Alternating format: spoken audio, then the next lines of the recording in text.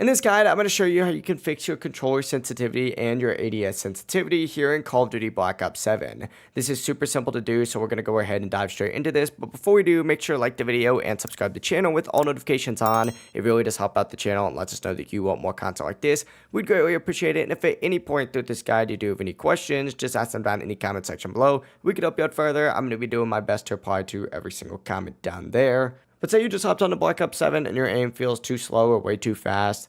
You're probably going to want to adjust your sensitivity before you do jump into any real matches. To do this, begin by opening up your settings, and what you're going to want to do is actually just go over to the controller tab right here, because this is where your main sensitivity settings are going to be at. You'll see in this option you're going to have horizontal stick sensitivity and vertical stick sensitivity. By default, both are going to be set to 1.2. If your aiming feels too slow, increase the numbers by trying something like 1.3 or 1.4, whatever feels comfortable. If it does feel too fast, just lower it down. And then go ahead and navigate over to the aiming tab up at the very top, and you're going to see the sensitivity multiplier options where you can adjust things like third person sensitivity, ADS sensitivity, and focus sensitivity as well. This is going to allow you to fine tune how fast your aim moves while you're aiming down sights or zooming in. I recommend going into these advanced aiming settings right here and looking at the ADS transition timing options. I recommend putting this on instant, but you can also change it to gradual and after zoom. Try all of three of these and just figure out which one feels best for you.